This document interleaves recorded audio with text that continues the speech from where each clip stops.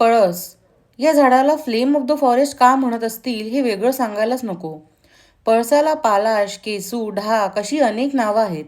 आगीसारख्या आणि पोपटाच्या चोचीसारख्या वक्र असणाऱ्या फुलांमुळे यांना यज्ञवृक्ष आणि वक्रपुष्प ही दोन नावे आहेत. पळस घराघरात पोचला तो पळसाला पाने तीन या म्हणींमुळे, कारण पळसाला तीनच्या समूहात पानं येतात. पळसाच्या जून पानांच्या पत्रावळ्या बनवतात आणि फुलांपासून रंग बनवतात. महाराष्ट्र, मध्य प्रदेशात पळस मोठ्या प्रमाणात आढळतो.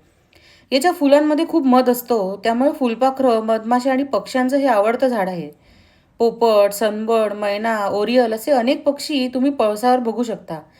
मधमाशांमुळे तुम्हाला फ्लायकॅचर्स पण हे झाडावर दिसतील.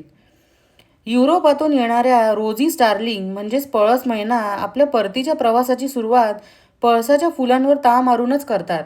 म्हणूनच त्यांना पळस मैनाही म्हणतात. पळसामध्ये पिवळा आणि पांढरा हे दोन रेअर रंग आहेत. पळस म्हणजेच फ्लेम ऑफ द फॉरेस्ट आणि पांगारा म्हणजेच इंडियन कोरल ट्री या दोन झाडांमध्ये लोक बरेचदा कन्फ्यूज होतात.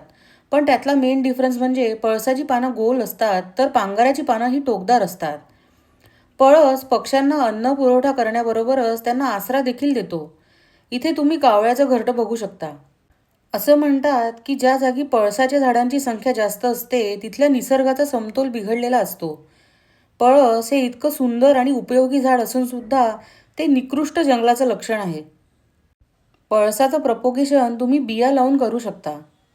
हे झाड तुम्ही कुंडीतही लावू शकता. पिवळ्या पळसाचं आणि पॅराडाईज फ्लायकॅचर म्हणजे स्वर्गीय नर्तकाचं हे मी काढलेलं चित्र.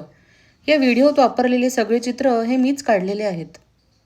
आणि हो, पळस हे मध्य प्रदेशाचं राज्य फूल आहे.